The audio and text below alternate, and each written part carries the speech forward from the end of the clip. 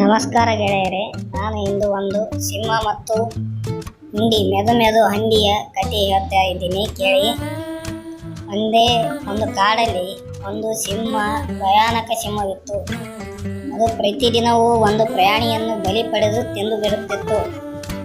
ಒಂದು ದಿನ ಅಡವಿಯ ಎಲ್ಲ ಪ್ರಾಣಿಗಳು ಸೇರಿ ಸಿಂಹನ ಬಳಿ ಹೋದವು ಮತ್ತು ಕೇಳಿದವು, ಸ್ವಾಮಿ, ನೀವು ಪ್ರತಿದಿನ ಭೇಟಿ ಮಾಡಲು ಹೋದರೆ ನಾವು ಎಲ್ಲ ಭಯದಿಂದ ಬದುಕಲು ಸಾಧ್ಯವಾಗುವುದಿಲ್ಲ.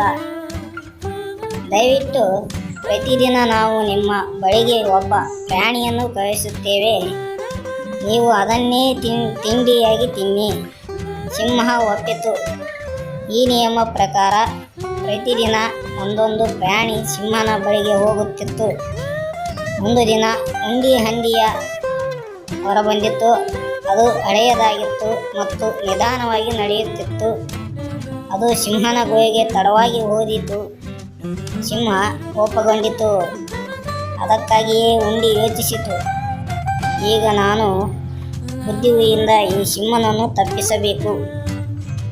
ಹಂದಿ ಹೇಳಿತು, ಸ್ವಾಮಿ, ನಾನು ಸಮಯಕ್ಕೆ ಬರಲು ಪ್ರಯತ್ನಿಸಿದ್ದೆ, ಆದರೆ ಬೇರೊಂದು ಸಿಂಹ ನನ್ನನ್ನು ಹಿಡಿದಿಟ್ಟುಕೊಳ್ಳಲು ಯತ್ನಿಸಿತು. ಅದು ಹೇಳಿತು, ನಾನು ಈ ಅಡವಿಯ ರಾಜ, ನಿನಗೆ ಇಲ್ಲಿಗೆ ಬರಲು ಅನುಮತಿ ಇಲ್ಲ.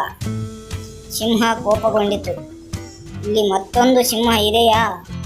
ನನಗೆ ತೋರಿಸು. ಹಂದಿ ಸಿಂಹನನ್ನು ಒಂದು ಕಾಗುಣಿತ ಕೊಳದ ಬಳಿಗೆ ಕರೆದೊಯ್ದಿತು. ಕೊಳದಲ್ಲಿ ಸಿಂಹ ತನ್ನ ನೆರಳು ನೋಡಿತು. ಅದು ಅತೀವ ಕೋಪದಿಂದ ನೀರಿನೊಳಗೆ ಹಾರಿತು. ನಂತರ ತಾನೇ ನೀರಿನಲ್ಲಿ ಮುಳುಗಿ ಸತ್ತಿತು. ನೀತಿ ಪಾಠ: ಬುದ್ಧಿಮತ್ತೆ ಫಲವನ್ನು ಗೆಲ್ಲುತ್ತದೆ. ಧನ್ಯವಾದಗಳು ನನ್ನ ಯೂಟ್ಯೂಬ್ ಗೆಳೆಯರೇ.